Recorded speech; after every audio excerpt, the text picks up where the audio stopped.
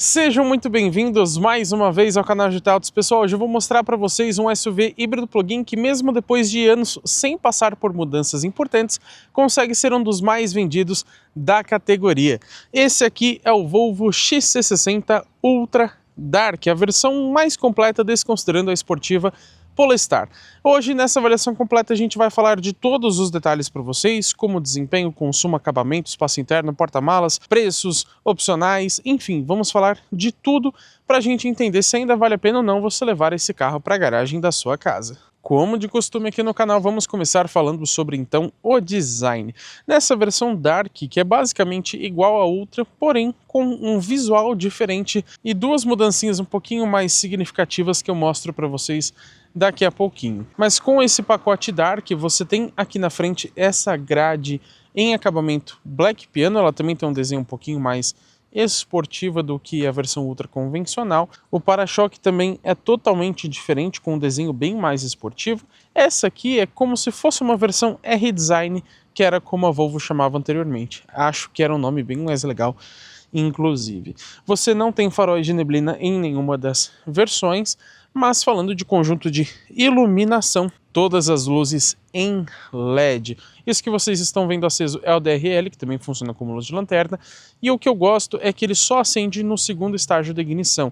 Então, se você quiser ligar o primeiro estágio, por exemplo, para mexer no painel, multimídia e essas coisas, você consegue fazer isso sem ficar chamando atenção à noite, porque ele não vai ligar o DRL. E nesse mesmo formato de martelo de Thor, ele também acende a seta, onde ele pisca, lógico, em laranja. E o legal é que quando você desliga a seta, o DRL ele vai se acendendo suavemente. Fica bem bonito esse detalhe.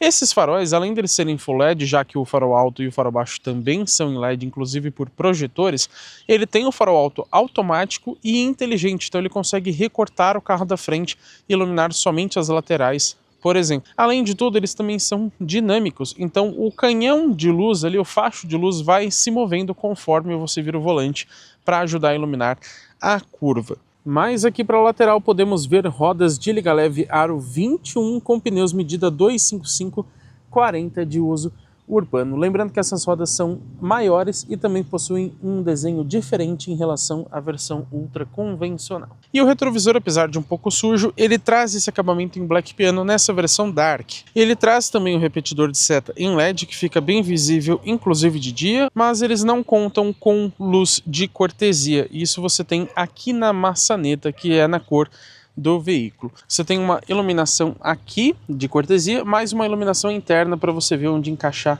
a mão. Isso nas 4 maçanetas. Aqui em cima você tem o arco dos vidros em Black Piano, que é a exclusividade também dessa versão Dark. A coluna B também segue esse tipo de acabamento. E o rack de teto, esse que suporta até 100 kg, ele também recebe o acabamento em Black Piano aqui nessa configuração Dark. E a gente tem ali também o teto solar elétrico panorâmico, que a gente mostra em detalhes depois. Outra mudança dessa versão é que ele perde aquele friso cromado que teria ali na parte de baixo com o nome Recharge, indicando que é um modelo híbrido plug-in. Já que na traseira, com exceção do para-choque, que tem esses detalhes mais esportivos, o restante é tudo igual à versão Ultra, digamos que convencional. Você tem o logo XC60 do lado esquerdo, o Volvo por escrito, que me perdoem essa sujeira, tá pessoal? E aqui do lado direito você tem um embleminha com T8 AWD, que no caso é a tração, e o Recharge, para indicar que é um modelo híbrido plug-in. E falando agora sobre o conjunto de iluminação para vocês, felizmente é tudo 100% em LED também aqui na traseira.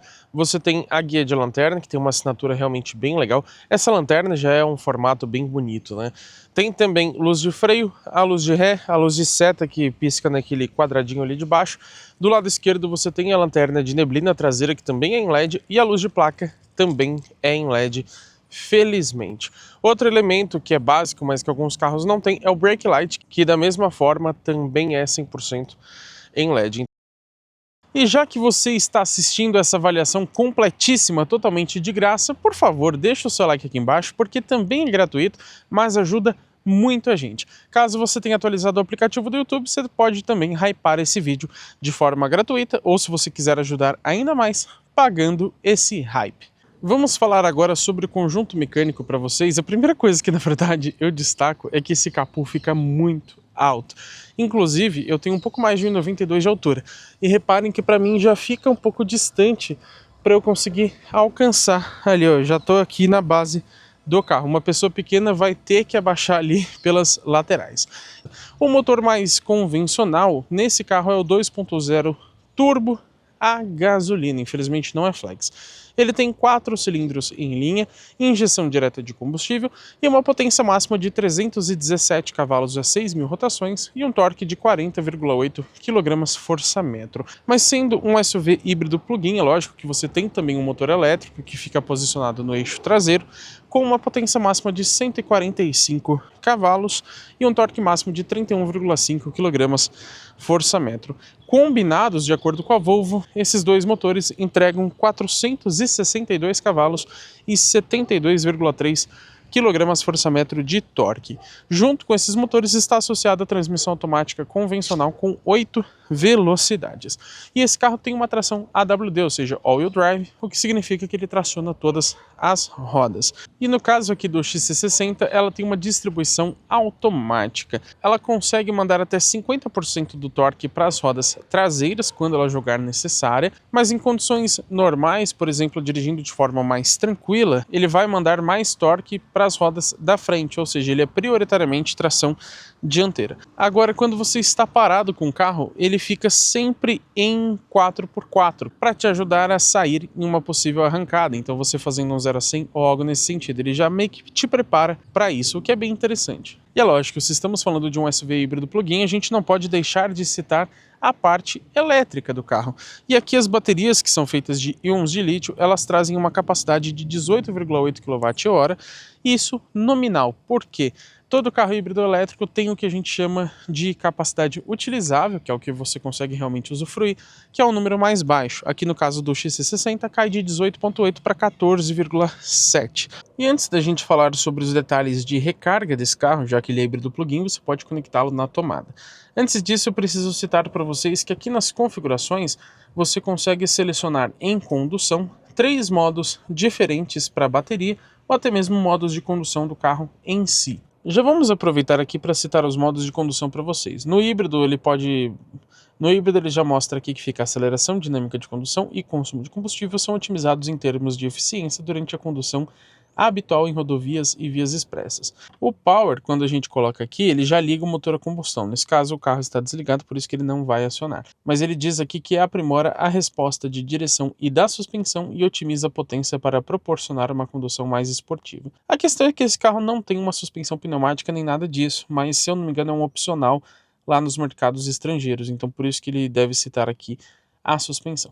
No modo PIR, ele fica 100% elétrico e ele diz aqui, oferece uma experiência de condução elétrica pura usando somente a bateria e o motor elétrico do automóvel, indicado para condução diária. No off-road, ele mostra aqui, para dirigir em baixa velocidade em terrenos acidentados, aumenta a sensibilidade da direção e ativa o controle de descida de colinas, que é o HDC, né, o assistente de descida. Você tem ainda, por último, o constante AWD, que é a distribuição de potência otimizada para todas as 4 rodas quando a tração constante é necessária, o que resulta no consumo maior de energia, seja do elétrico ou também do motor a combustão. E aqui no uso da bateria, o automático ele vai usar de acordo com o que ele achar melhor para ser mais econômico.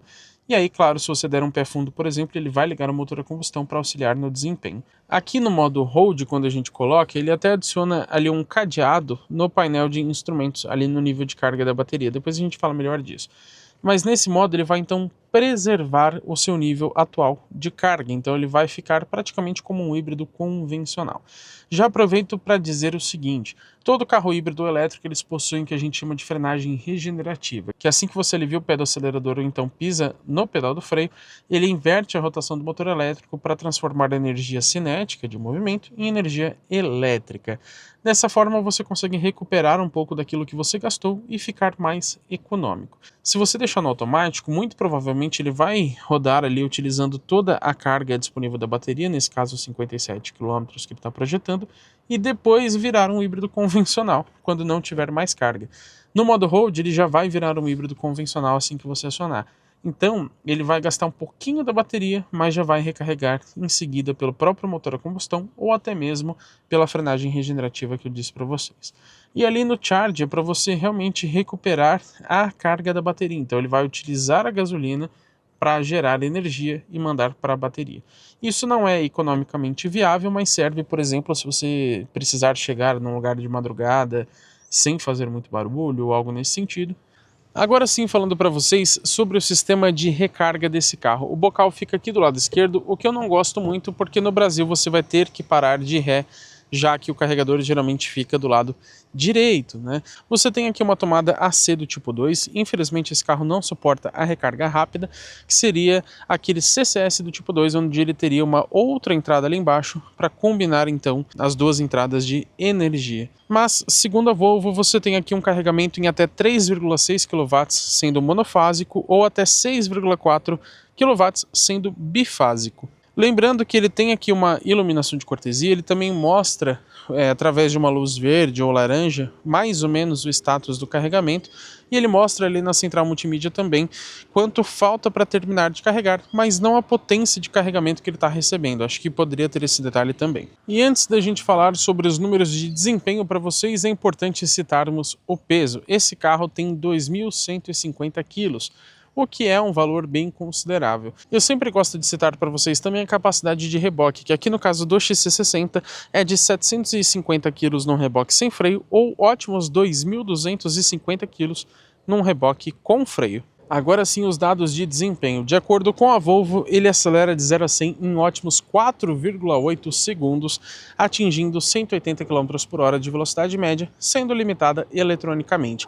A gente sabe que os modelos da Volvo sempre alcançam no máximo 180 e alguns deles são limitados eletronicamente a uma velocidade ainda mais baixa. Agora, com esse peso e esse desempenho, como será que fica o consumo de combustível? Segundo o Inmetro, na cidade ele faz 11,1 km por litro no modo híbrido e na estrada 11,2 km por litro também no modo híbrido. Só que o Inmetro ele também informa para a gente, considerando que esse carro é híbrido plug-in, uma média equivalente. Então, em modo 100% elétrico, o Inmetro diz que na cidade ele faz o equivalente a 28,9 km por litro.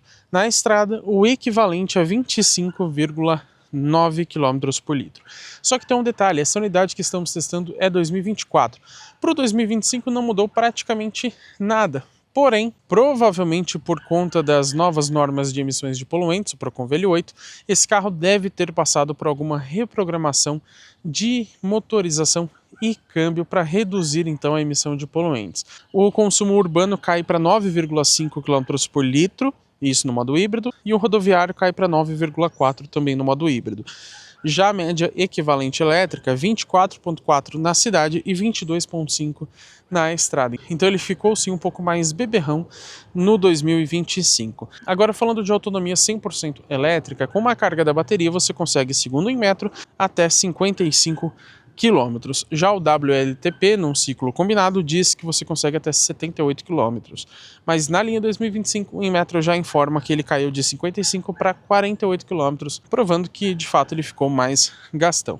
Agora, durante uma semana de testes, eu geralmente consegui com esse carro rodando no modo híbrido, digamos que convencional, sem utilizar a bateria, porque como eu disse, utilizando a bateria você provavelmente vai rodar usando toda a carga dela e depois ele vai virar um híbrido convencional.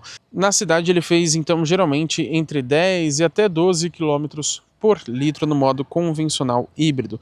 Mas a gente fez também um teste de consumo urbano, seguindo o nosso padrão de sempre, o mesmo trecho, ar-condicionado ligado, com a bateria no modo hold também, onde ele preserva a carga, e ele fez 11,4 km por litro. Já na estrada eu consegui geralmente entre 13 até 14,5, em alguns casos um pouco mais raros, 15 km por litro com este carro. E é lógico que a gente fez também um teste de viagem com esse carro, onde dirigindo de forma tranquila no nosso trecho 100% de estrada, ar-condicionado ligado o tempo inteiro e também no modo hold, ele fez 14,2 km por litro. E aproveitando esse assunto de consumo de combustível, vale a gente citar que o tanque tem uma capacidade para 71 litros. Vou aproveitar esse momento onde a gente fala mais sobre assuntos técnicos para citar que na dianteira esse carro usa suspensão independente do tipo Double Wishbone, ou também conhecida como duplo A, e na traseira independente do tipo Multilink. Já os freios são a disco ventilados nas 4 rodas e eles possuem também a frenagem automática pós-colisão. Então, acionando os airbags, ele vai, depois que você teve um primeiro acidente, acionar os freios para evitar uma segunda colisão. Parece besteira, mas às vezes pode salvar vidas. Também sempre gosto de citar para vocês a plataforma e a produção. A base desse carro é a SPA, que significa Skylabel Product Architecture, e esse carro não é brasileiro, como vocês já devem imaginar, mas talvez vocês se surpreendam ao saber que ele é importado de Chengdu, na China. Vamos aproveitar o XC60 aqui de lado para a gente falar sobre dimensões. A gente vai fazer, como sempre, um comparativo com outros 2 modelos para a gente ter uma noção do quanto esse carro é grande ou pequeno. Eu escolhi dessa vez o Audi Q5, mas também o Mercedes-Benz GLC 300, que é um outro concorrente próximo. De comprimento aqui no Volvo a gente tem praticamente 4,71 m, enquanto o Q5 tem 4,68 m e o GLC 4,72 praticamente. De largura são 1,90 ou 2,12 praticamente, se a gente levar também em conta os retrovisores, enquanto o Audi tem 1,89 e o GLC também 1,89. De altura, 1,65 aqui no XC60, o Q5 tem um pouco mais de 1,66 e o GLC um pouco menor com 1,64. De entre-eixos, um pouco mais de 2,86 aqui no Volvo, 2,82 praticamente lá no Audi e 2,89 praticamente no Mercedes-Benz. O vão livre em relação ao solo é de 21,4 centímetros, mas a ficha técnica não especifica se é a altura mínima ou se é entre os eixos.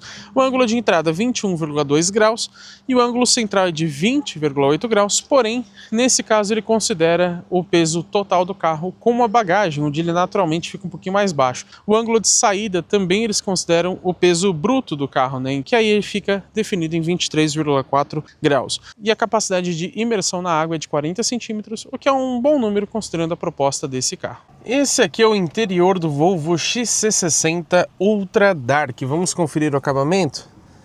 Macio ao toque aqui em cima. Lógico, essa peça é em plástico duro. Tudo aqui em material macio ao toque, assim como essa parte de baixo. E aqui você tem um material que lembra um alumínio. Acredito eu que não seja de fato. Ali você tem a bandeirinha da Suécia, já que a Volvo é de origem sueca, embora esse carro seja importado da China.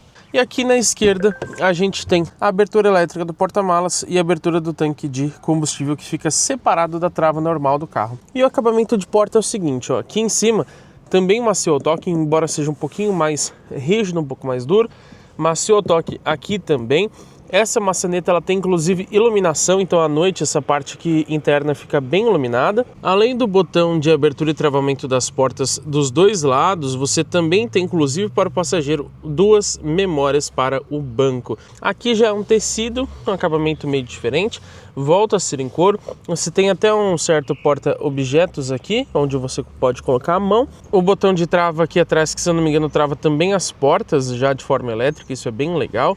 Aqui comando dos retrovisores e já vamos falar de algumas funções.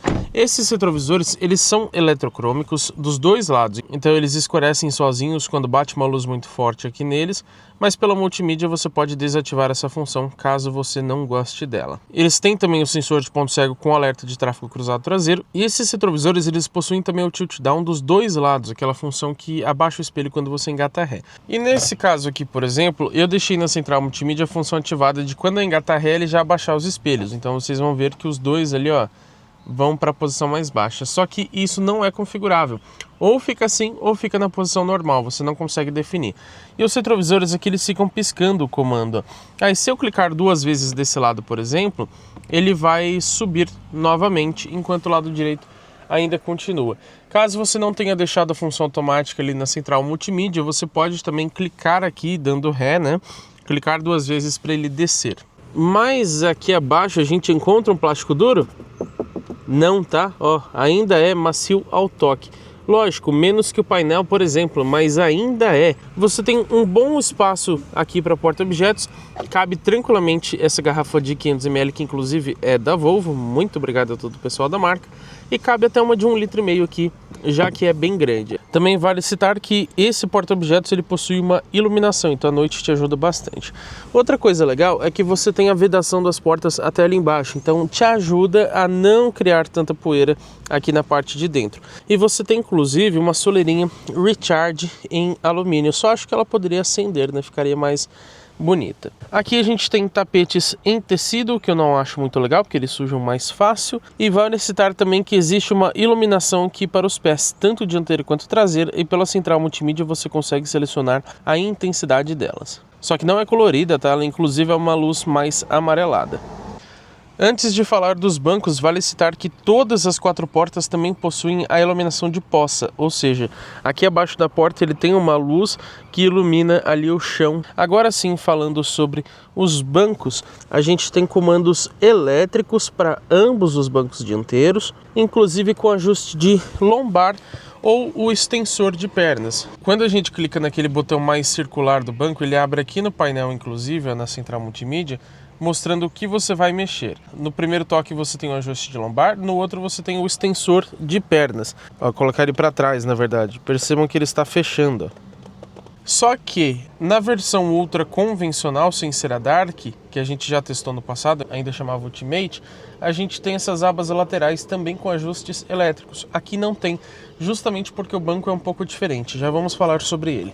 Esses daqui são os bancos dessa versão Ultra Dark e eu vou colocar aqui na foto para vocês os bancos daquela versão ultra convencional que a gente testou. Lembrando que lá você tem a opção de interior claro, mas também existe a opção de interior preto. Mas reparem no desenho dele que é ligeiramente diferente. Esse aqui da versão Dark ele é um pouco mais esportivo, então ele te abraça mais. Se você for, como diz o João Anacleto, um animal de grande porte, assim como eu, você pode até se sentir um pouquinho incomodado, já que você vai ficar meio apertado nesse banco. Já aproveito para citar também que os bancos dianteiros eles contam com o WIPS, que é o Whiplash Protection System. O encosto e o apoio de cabeça dianteiro eles vão se mover junto com os passageiros, seja o motorista ou o passageiro aqui do lado, em caso de uma colisão traseira.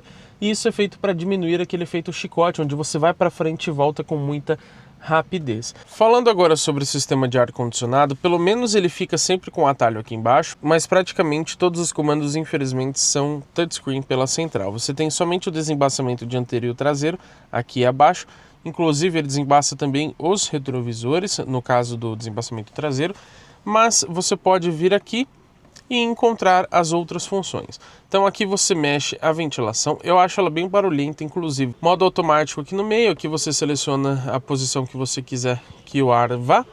A temperatura, logicamente, ele é dual zone. Eu acho que nessa faixa de preço poderia ser já trizone, poderia ter mais uma ali para trás. Agora, quando a gente vem aqui em estacionamento, a gente pode deixar o carro gelando mesmo parado. Então você pode colocar um temporizador, por exemplo, para você programar todo dia você sai de casa a tal horário, enfim, você pode colocar aqui um timer. Aqui nas configurações a gente ainda encontra o aquecimento automático do banco do passageiro ou do motorista. E lembrando, você pode acioná-lo por aqui, você tem 3 níveis, mas aquela versão ultra convencional que testamos tinha o resfriamento de banco. Aqui não tem, talvez por conta desses bancos diferentes, mas eu acho uma pena. Aqui você pode deixar o desembaçador traseiro automático também assim que você liga o carro pela primeira vez. Aqui uma recirculação automática para ele evitar o embaçamento.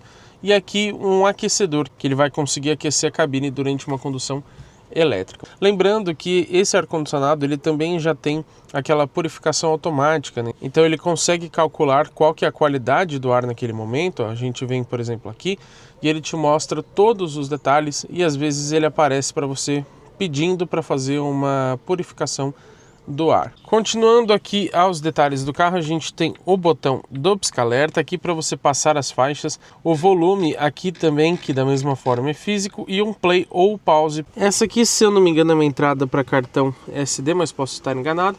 E aqui fica inútil, bem que poderia existir uma opção de configurar esse atalho para alguma coisa. Aqui você tem um porta-objetos um pouco escondido, que ele tem essa mola automática. Eu gosto de colocar aqui o controle do portão, mas você tem também uma tomadinha 12 volts ali. A manopla de transmissão é feita pela Orrefors Sweden, que é sueca, inclusive, assim como a Volvo. E eu não sei se vocês vão conseguir perceber, mas ela é iluminada, então à noite ela fica realmente bem bonita. E é cristal de verdade, tá, pessoal? Uma coisa interessante que eu não posso esquecer de falar é que, embora não seja exatamente para isso, você pode colocar o seu celular apoiado aqui no botão de volume. Pelo menos o meu, que é um pouco grande, ele fica certinho e ele fica relativamente preso, já que ele acaba apoiando nessa base aqui. Eu vou especificar detalhadamente para vocês depois, mas a gente tem 3 opções de interiores. Uma delas traz esse acabamento aqui numa espécie de madeira, enquanto as outras 2 trazem essa espécie de alumínio. E aqui você pode abrir, ó, essa esteirinha, digamos assim, ela se guarda ali.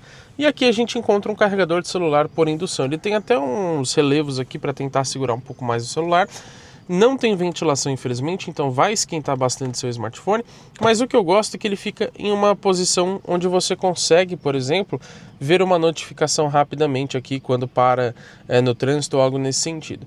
O único problema é que meu celular é grande, então eu tenho que fechar aqui para ele não ficar se movendo. Porém, reparem como ele ainda fica bastante aqui para trás. Então o certo era ele estar um pouco mais para frente, um pouco mais centralizado, só que aí você já não consegue mais fechar a parte da frente. Aqui atrás você tem 2 porta-copos, eles têm essa divisória pequena aqui no meio e esses ajustes permitindo que você coloque até mesmo garrafas maiores. E essa parte aqui também fica iluminada à noite. Aqui a gente tem o botão de partida da motorização, freio de estacionamento eletrônico com a função auto-hold, que segura o freio até você pisar no acelerador. O apoio de braço, infelizmente, ele não tem ajuste, mas ele abre. E aqui dentro você encontra 2 entradinhas USB. E, inclusive, se você quiser usar o Android Auto, que é só por fio, você vai ter que usar essa aqui de cima. Pelo menos ele fica aqui com certo vãozinho para você conseguir passar o fio. Reparem que ele fica aqui livre. Aqui a gente tem também um porta-objetos que infelizmente não é refrigerado, mas tem o tapetinho ali embaixo para ajudar a reduzir os barulhos.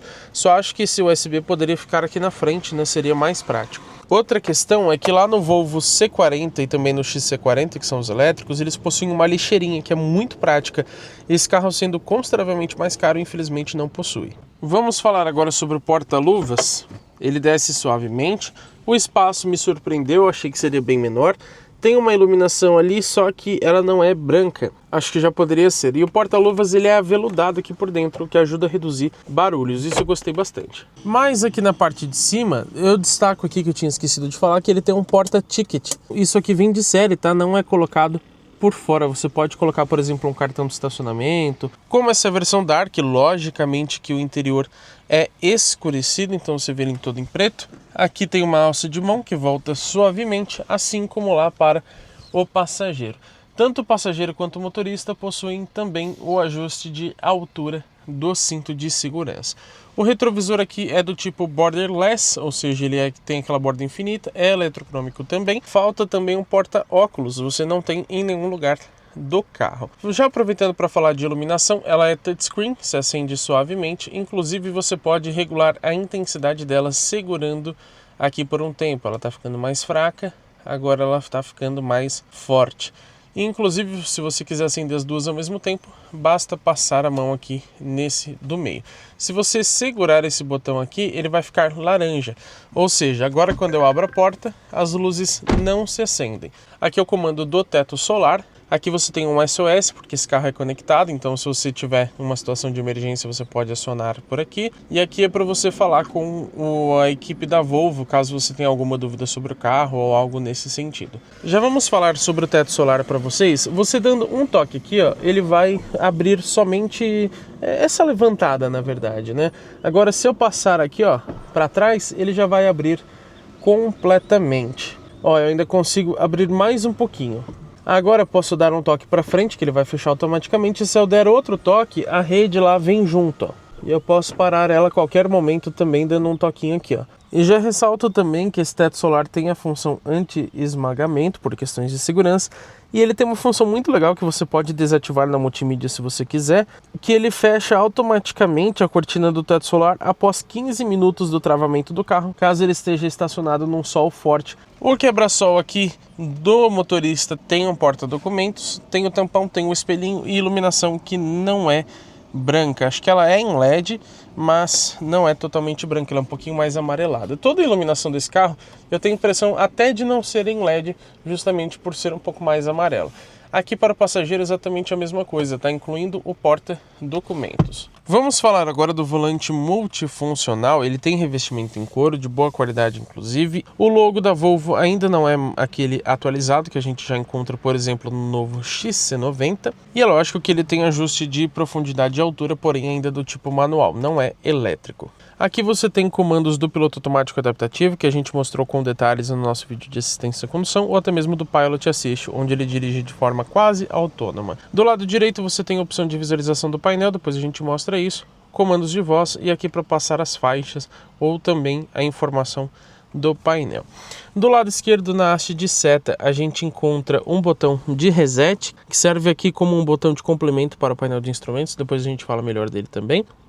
E você tem aqui os comandos dos faróis, você pode desligar completamente, inclusive, tem carro que hoje em dia não deixa isso. E no modo automático, se você der um toque para cima, ele vai ativar ali o farol alto automático.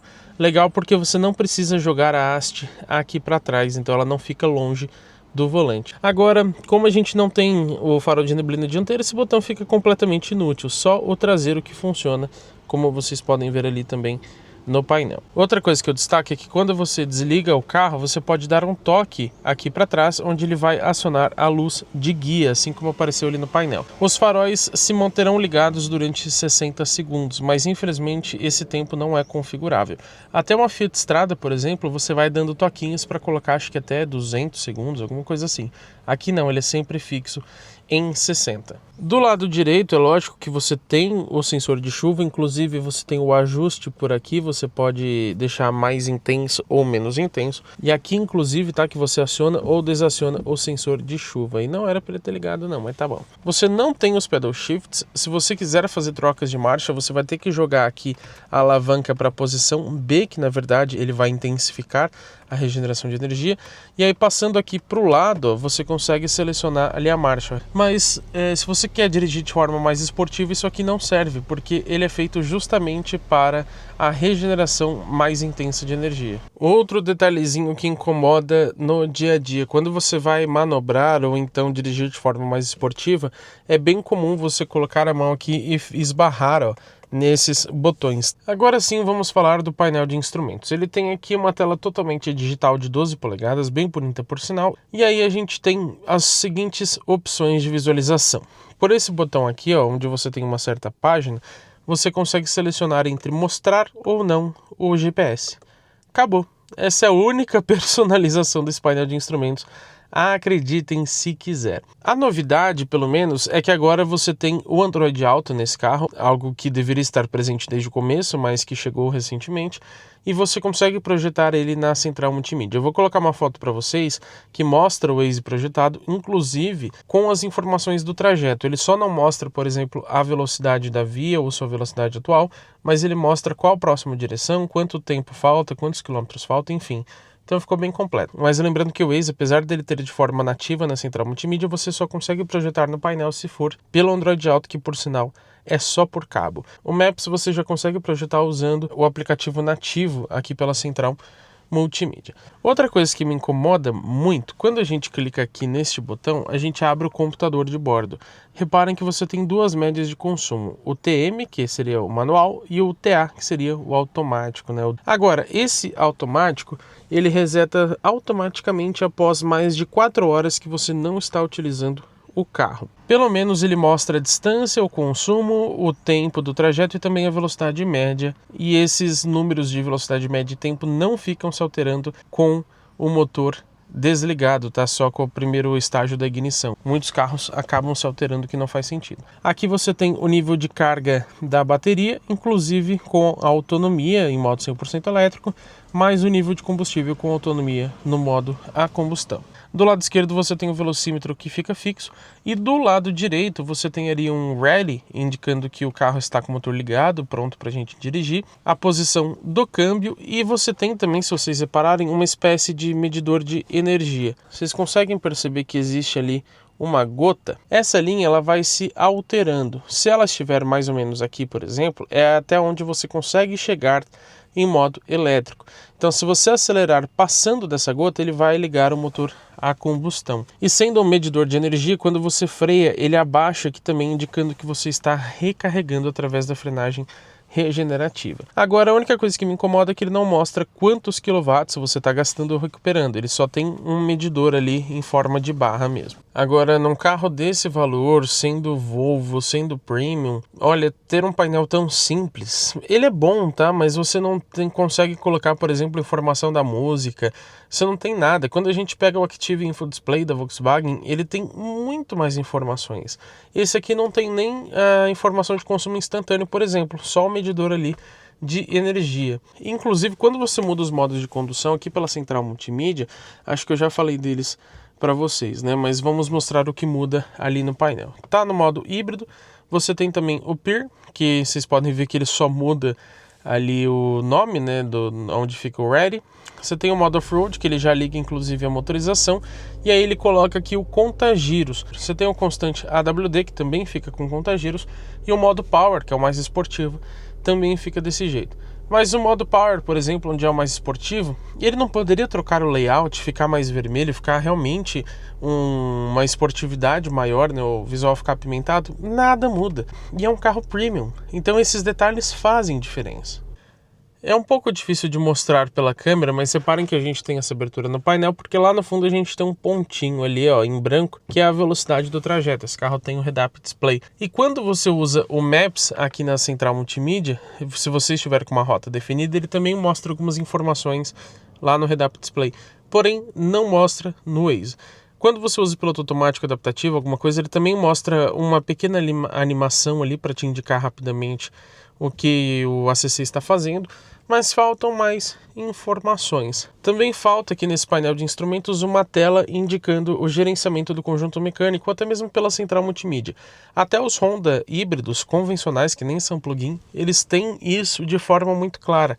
Aqui você não sabe exatamente o que está tracionando o carro, se tem tração, por exemplo, nas rodas só dianteiras ou nas quatro, enfim, você não consegue ver isso. A única forma de você saber que o motor está tracionando é quando você passa ali da gotinha ou quando você escuta ele ligar, porque ele é um pouco barulhento, inclusive. Voltei aqui pro lado de fora do Volvo XC60 Ultra Dark para a gente falar sobre a chave presencial. Acho ela bem bonita nesse formato aqui mais quadradinho. Você tem também uma chave reserva que é laranja, porque aí você pode configurar alguns limites de velocidade, algumas coisas nesse sentido, como se você fosse emprestar um carro para alguém. Aqui você tem o botão de sinalização, onde ele vai acionar as luzes e buzina, e desse outro lado você tem abertura, fechamento das portas e também abertura do porta-malas. Faltou aqui uma partida remota da motorização. Agora, falando de algumas funções, a gente tem aqui nas 4 maçanetas esse botãozinho para você travar ou destravar as portas. Aliás, para travar, porque para destravar basta você colocar ali a mão. Agora o legal é o seguinte, os vidros estão abertos, eu vou dar um toquinho aqui e segurar brevemente. Segurei um pouquinho, agora é só soltar que ele fecha tudo, inclusive o teto solar elétrico panorâmico. Agora, se eu segurar aqui, vamos ver se acontece alguma coisa? Nada, tá? Ele não abre os vidros. Agora, se eu segurar aqui na chave, vamos primeiro trancar o carro. Vamos segurar aqui para ver se ele abre. Ó, não, ó, tem sim a função de abertura na verdade e ele abre até o final, inclusive. Quero falar agora para vocês sobre a lista de equipamentos e preparem-se porque tem bastante coisa. Retrovisores eletrocrômicos com rebatimento elétrico, repetidores de seta em LED, aquecimento e também a função tilt down nos dois lados. Tem o Whiplash Protection System, que como eu disse ele recua o encosto dos bancos dianteiros em forte colisão traseira. Alerta de colisão traseira com pré-tensionamento dos cintos dianteiros.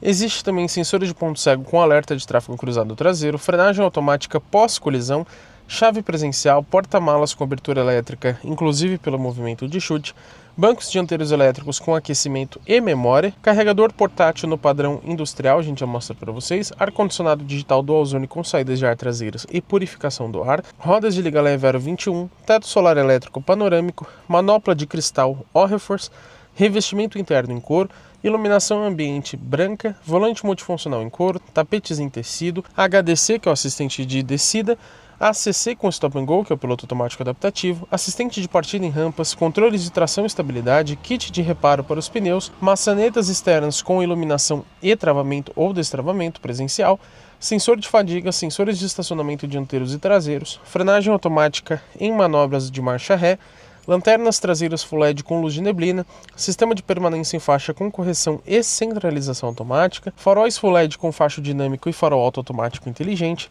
6 airbags, então são 2 frontais, 2 laterais, mais os 2 de cortina, iluminação de poça nas 4 portas, retrovisor interno eletrocrômico, sensores crepuscular e de chuva, frenagem automática de emergência com detecção de pedestres e ciclistas e também uma correção automática no volante para desvio de obstáculo, sensor de pressão dos pneus, painel de instrumentos digital de 12 polegadas, carregador de celular por indução, 4 modos de condução, o Hybrid, o Peer, o Off-Road e o Constante AWD, 3 modos de bateria, o automático, o Hold e o Charge, Head-Up Display e ainda câmeras 360 graus. Lógico que além de tudo isso você tem essa central multimídia com uma tela de 9 polegadas, o que não é um tamanho assim ruim, mas para um carro premium já fica devendo realmente uma tela um pouco maior. Essa central multimídia ela tem aquele sistema operacional da Google. Não é exatamente um Android, mas você tem a Play Store integrada, então quando você vem aqui nos aplicativos você pode acessar para baixar alguma coisa. Agora a novidade é que você tem o Android Auto, graças a Deus, mas ele ainda é por fio. O Apple CarPlay, se eu não me engano, você consegue conectar sem fio. Existe também o sistema de conectividade inteligente Volvo Assistance, que você pode inclusive ligar ali para a central, como eu disse para vocês. E ainda sistema de som Harman Kardon com 600 watts de potência e 14 alto-falantes. Vamos aos detalhes. A gente tem aqui câmera 360 graus e a gente tem esse Bird View, digamos assim, que é a visão de pássaro. Aqui nas configurações a gente pode colocar guias da roda, que seriam as linhas de guias dinâmicas, e o volume aqui provavelmente dos sensores. Aqui você desativa o alerta sonoro dos sensores de estacionamento e aqui o freio traseiro automático. Bom, você pode selecionar individualmente aqui a câmera dianteira, a qualidade é realmente muito boa. Como eu disse, você tem as linhas de guias dinâmicas virando ali o volante, mas reparem como ela é angular. Então reparem aqui do lado que você vê as laterais do para-choque, mas você não vê aqui o centro. Então parar próximo, por exemplo, de uma parede, você tem que levar um tempo para acostumar, porque não é assim tão fiel, digamos assim. Agora você tem também as laterais, só que além de você não conseguir ver muito bem a roda, lá nos BYD ou nos GWM você consegue ver com muito mais clareza. Essa multimídia é de 9 polegadas, o que já não é gigante, e ainda fica aqui, ó, num pedacinho bem pequeno. A roda esquerda, a mesma coisa, e a traseira também um pouco mais angular. Essa você ainda consegue ver um pedaço do para-choque.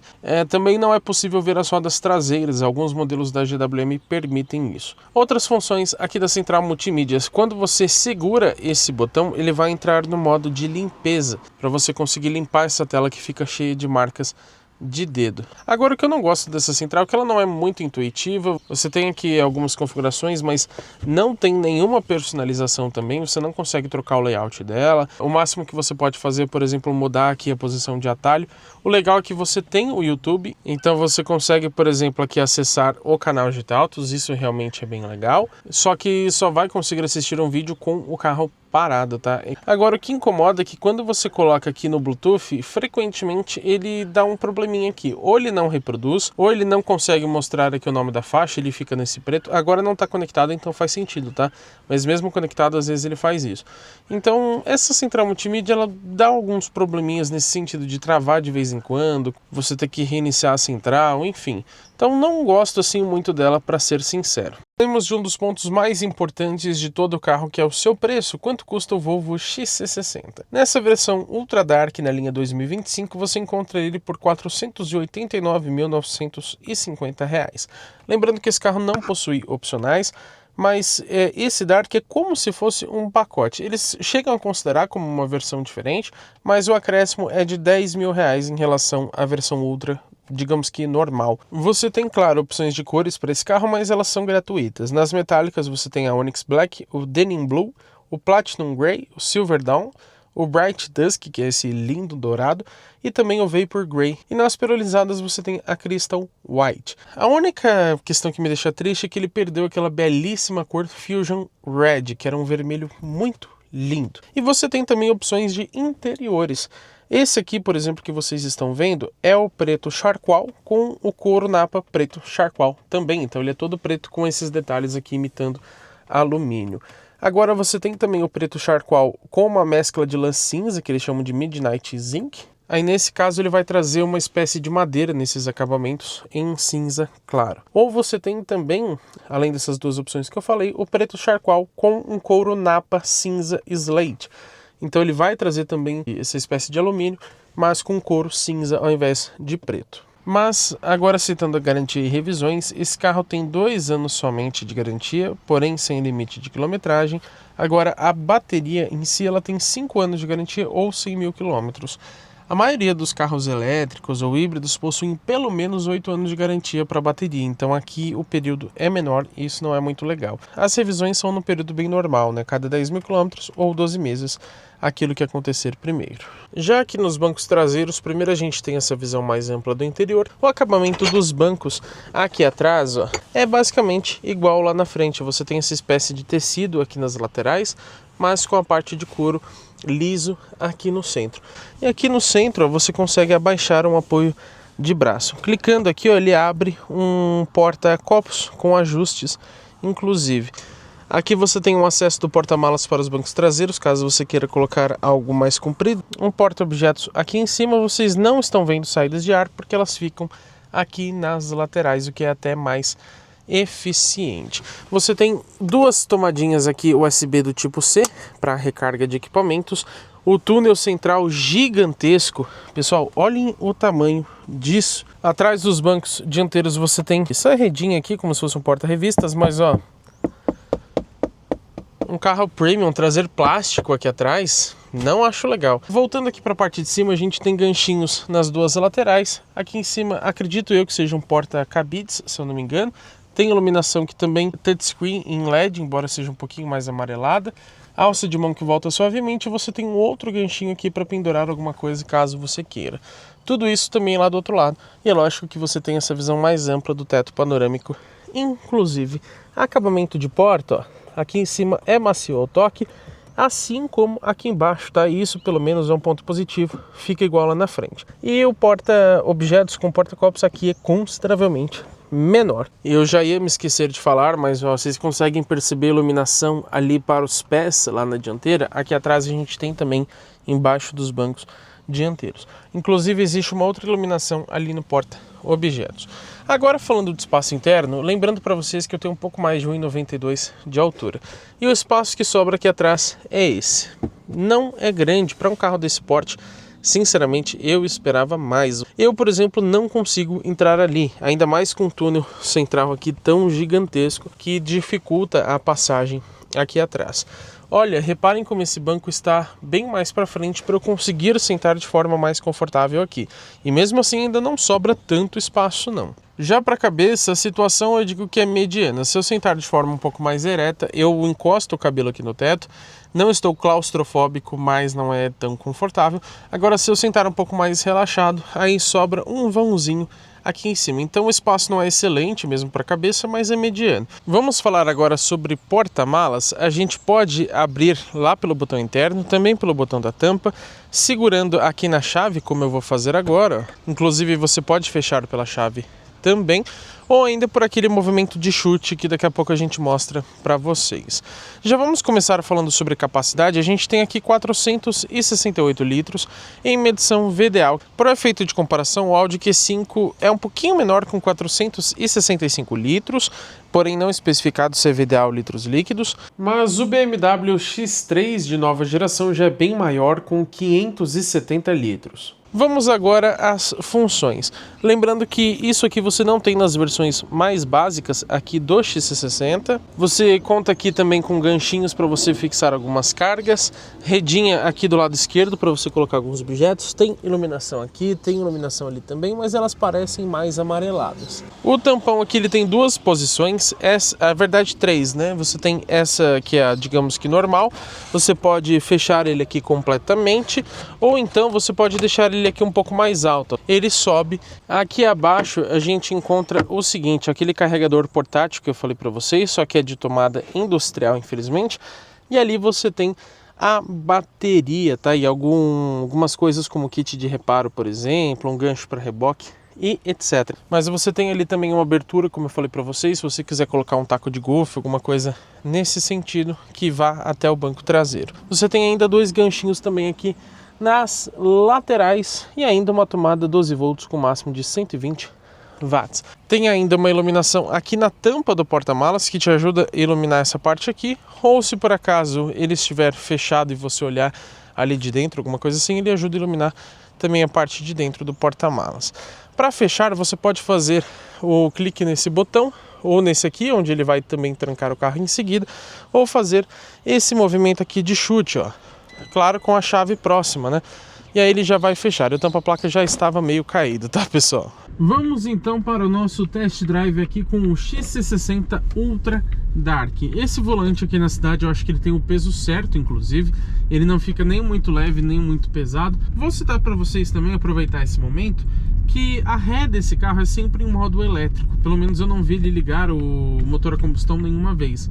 E isso é um pouco estranho, porque às vezes quando você pega uma subida um pouquinho mais íngreme, ele parece que não tem muita força para subir. Por incrível que pareça, tá? Pode ser só uma impressão, mas é um pouco estranho. Aí você tem que pisar mais forte no acelerador e aí ele acaba dando aquele tranco. Você não consegue ser tão suave. E quem nos acompanha aqui no canal já sabe que esse é o momento da gente testar a dinâmica do carro. Já adianto que eu tô com alguns objetos aqui soltos no carro, então eles vão ficar fazendo um pouquinho de barulho. Mas vamos descer aqui um pouco mais rápido para conferir como que é a dinâmica. Ó, ela é boa, hein? A direção não é extremamente direta, mas tudo bem, porque a pegada desse carro é um pouquinho mais confortável. Mas olha, a rolagem de carroceria é muito baixa e essa nem é a versão Polestar, que é a mais esportiva. Então realmente a dinâmica desse carro é um ponto bem positivo, mesmo ele sendo bastante pesado. Vamos passar aqui por essa grande valeta. Vamos lá, ó.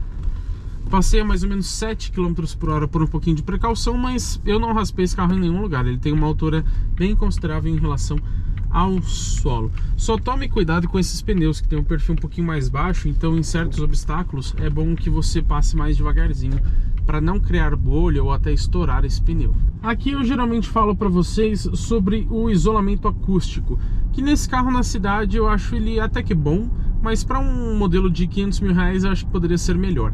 Testamos também já a Ram 1500 Solar Midnight Edition aqui no canal, inclusive uma semana antes desse carro, e lá você tem um isolamento acústico superior. Tudo bem, um carro um pouco mais caro, mas acho que poderia ser um pouco melhor. Mas longe de ser ruim, ele ainda é bom. Pessoal, já coloquei aqui no modo Power, vamos fazer uma arrancada? Minha Nossa Senhora! Anda muito bem, 100, 110 e 120.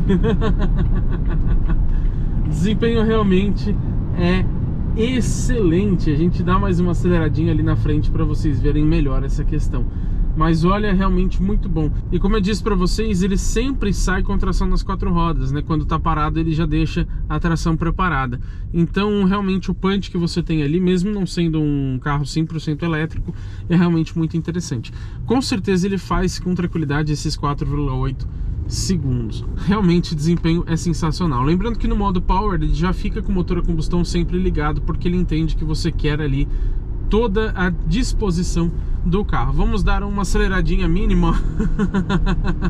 Às vezes ele demora um pouquinho para dar aquele punch, justamente por conta do motor a combustão, que ele precisa subir um pouco mais a rotação. Mas mesmo no modo híbrido você já tem um desempenho bem interessante. E como você tem 145 cavalos e mais de 31 kg de torque no modo elétrico, ele consegue aqui num trecho urbano garantir um desempenho interessante. Então eu vou pisar um pouquinho mais forte, ó.